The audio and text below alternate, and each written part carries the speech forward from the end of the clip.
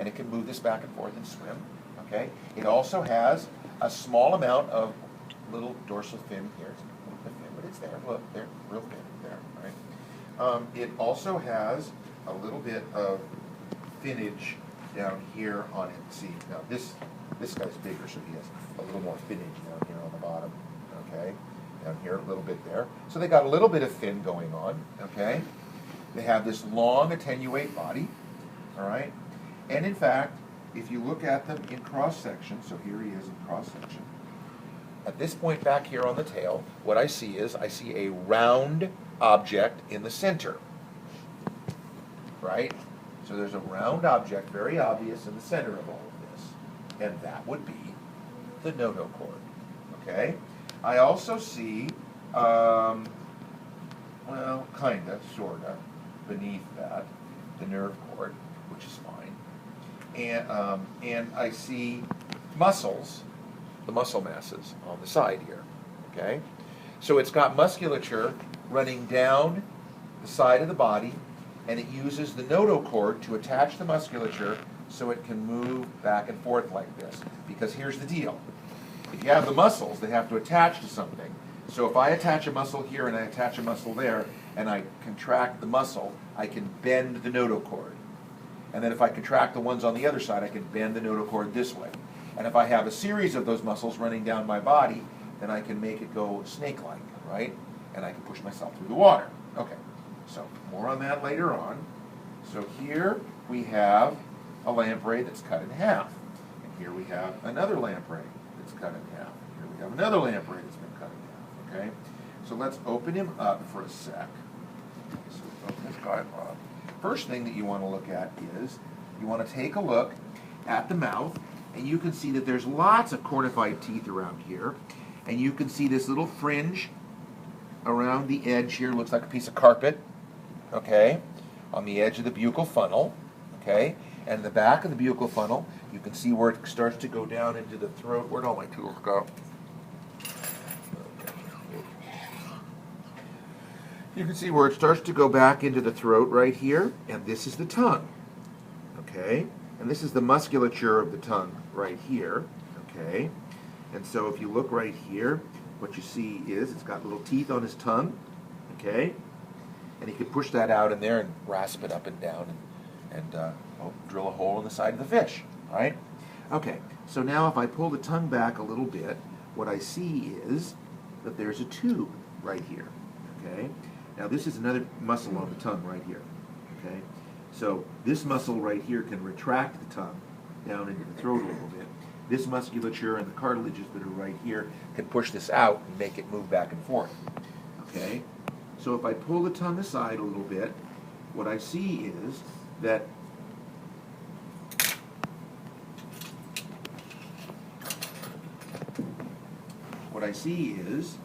this is the buccal funnel opening into the oropharynx. So that's that cavity right there. Now, note, I don't have to have a big cavity because I'm only sucking fluid in. I'm not eating, stuff that I have to swallow. So fluid is going to come down here and it's going to pass down to here, okay? All right. So now I have this tube, and what I want to do is I want to trace the tube. So I follow the tube, and the tube apparently comes down here, and it opens into this region right here, okay? So as I start to open into this region here, I see that I have a hole right here. And now the tube is over here, and now what I'm doing is, just to show you what's happening, I'm pushing the probe into the tube. So now some stuff, it's not cut perfectly in half. So some stuff from this side is now laying over, and I've got the tube in place here. So there's the tube. What I want to do is I want to back off over here and show you, look, there's a hole in this tube, in the pharyngeal region, okay? And if I push the probe through the hole in the tube, what's going to happen? It's going to come out of the hole out there, all right? So the water, now you'll notice it doesn't go straight out, it goes back at an angle. Can you see it? So there's the thing, right? Okay, see how the probe is going through there? Okay? So the water flows through there, and as it flows through there, it flows over these structures. So these structures right here, these are the gills. And this is an exit right here. It should come back out.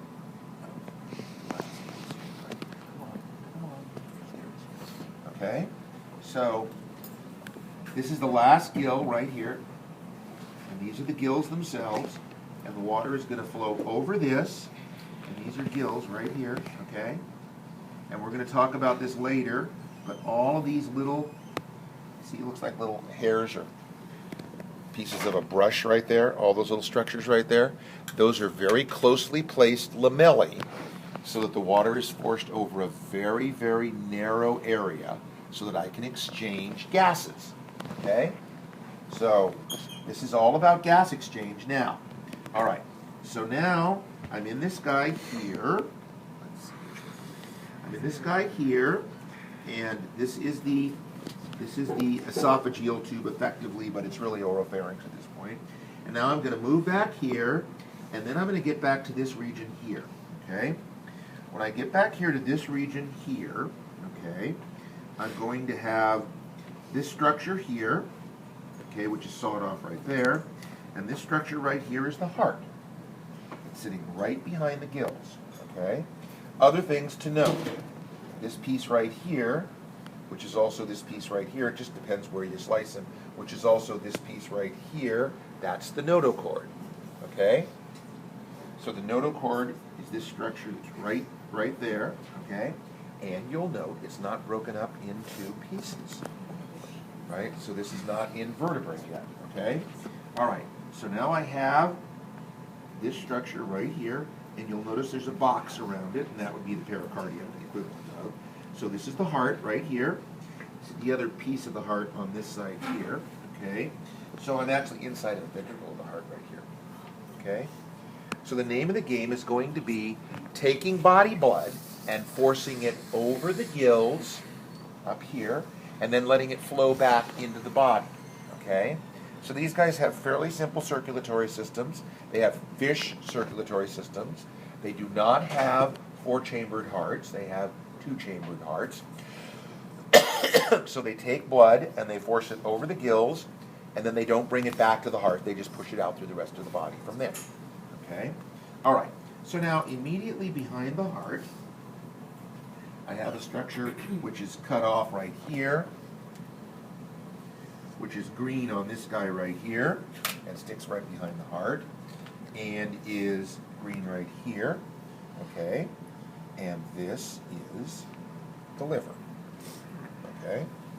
Right there. So this is the liver here. It's been cut off right here. And so now I have what would have been the coelomic cavity, okay, in here. Right? This cavity right down here, okay? Running down the body of this guy, okay? All right. So now what I want to do is I want to come over here to this one because this guy happens to have part of it still intact. Okay. So this area right here, what my probe is inside of the tube there, and I'm inside the tube there, and I'm inside the tube there, and then this would open out into a small enlargement right there, which I'm opening up right there. That's the stomach.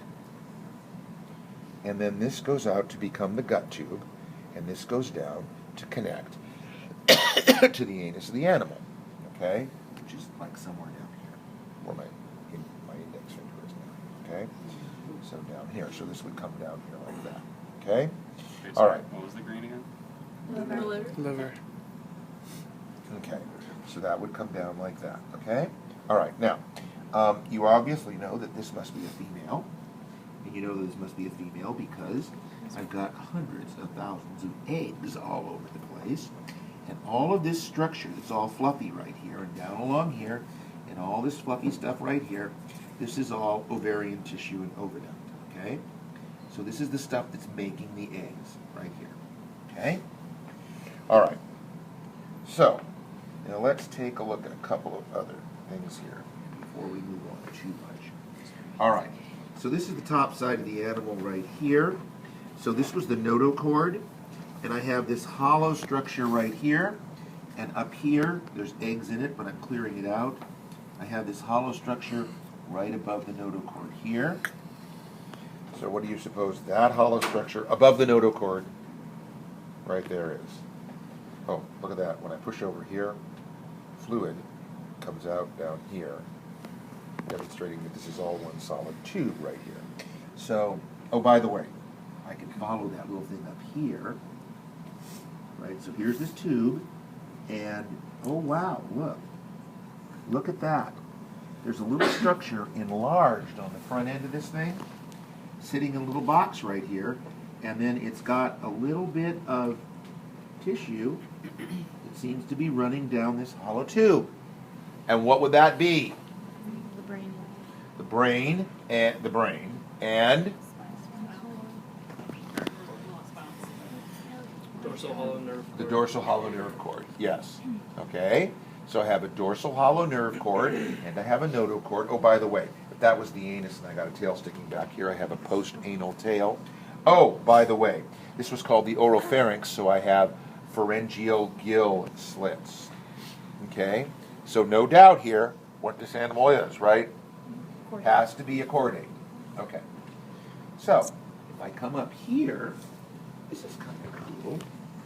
If I come over here, what I find is that's the brain right there, okay?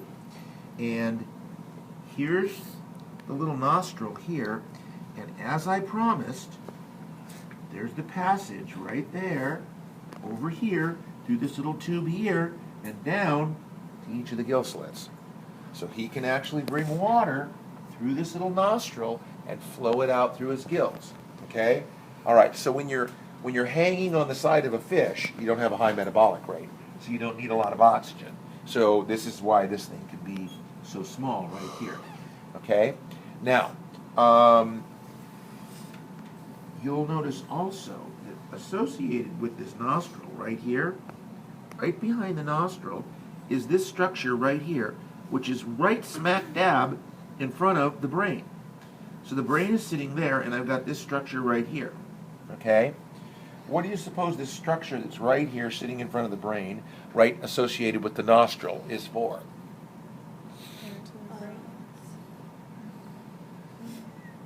All right, who took anatomy? What do you suppose a structure associated with the nostril, shoved up right at the front end of the brain, is doing? Okay, olfactory bulb, but in fact it's not really called that. That's okay, yes. This has to do with olfaction. So, this is the who has the lab? Hypophyseal?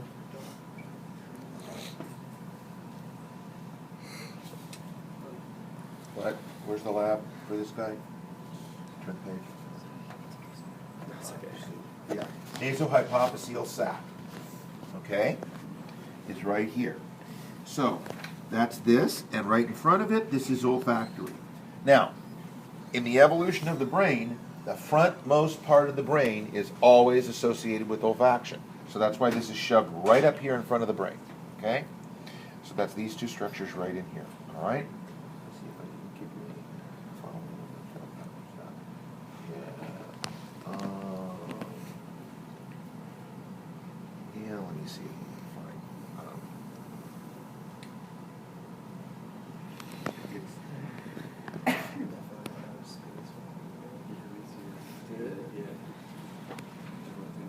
Okay. So,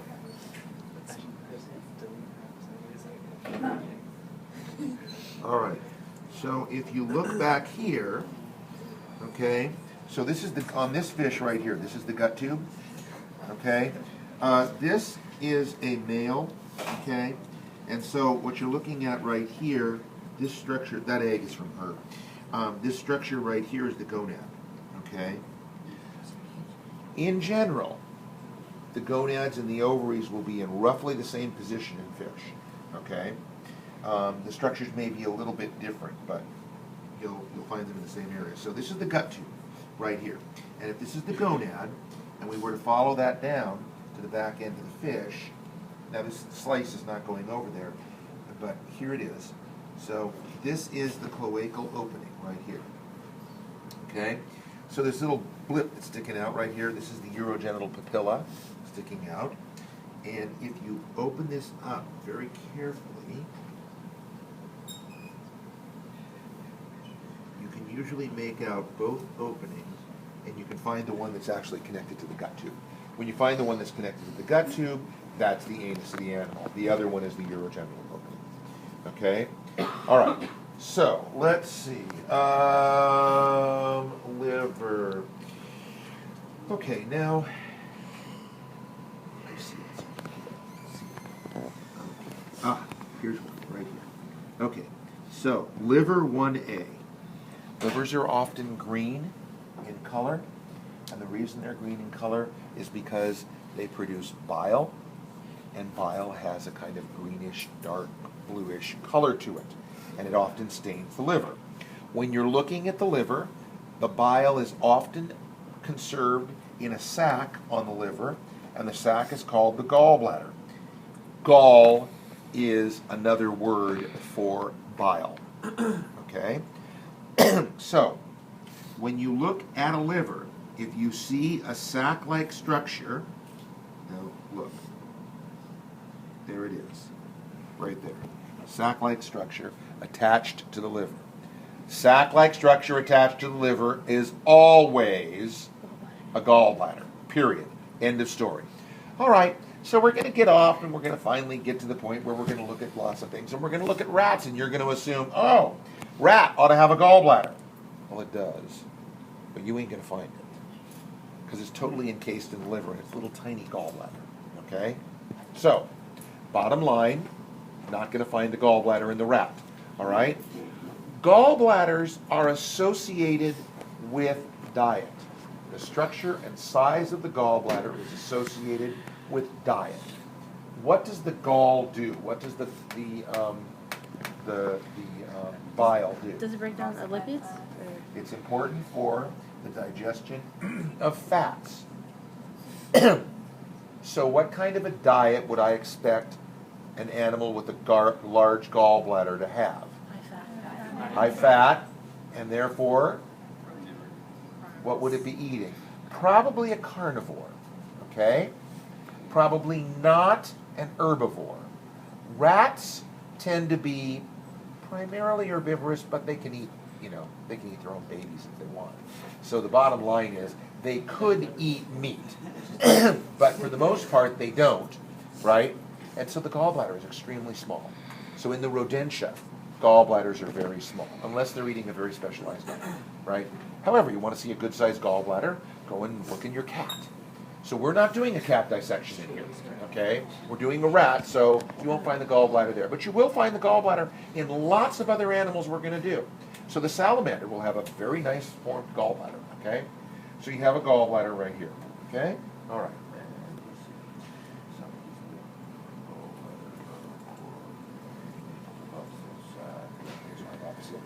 The nasal hypophyseal tube is the one that comes off this little tube right here that comes off this nostril that gets down there. Okay, let me see. What else do I need this guy here? All right. Out on the margin of this guy, I'm going to find a pair of structures, one on each side. So on this female right here, here's one of them. Right here, okay?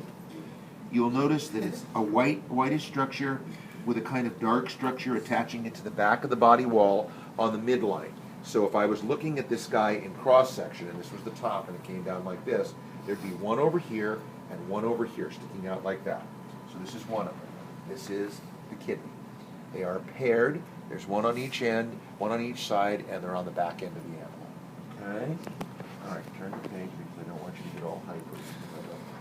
Something on there. We look at gonads. Right. Okay. All right. So, I think that's it. Okay. All right. So you want to make sure. sure that you come over here and you look at all those structures on these guys, right? And the reason I wanted to have 4 different animals out is because sometimes the slice is not exactly in the right place, and so, you know, I can look at different ones, right? However, that's the story, all right? Oh, by the way, let's do one more thing here while I'm looking at these guys. So you'll notice that these are the muscles on the side body wall, right? Okay, so these are muscles right here. The muscles are in segments. They come in little chunks, okay? Now, later on, when the animal becomes a true vertebrate, each vertebral segment will have a segment of muscle attached, okay? But in this case, I have muscles, and the muscles are still in units running down here. The units are called myotomes, and the dividers are called myosepta, okay? So the point is that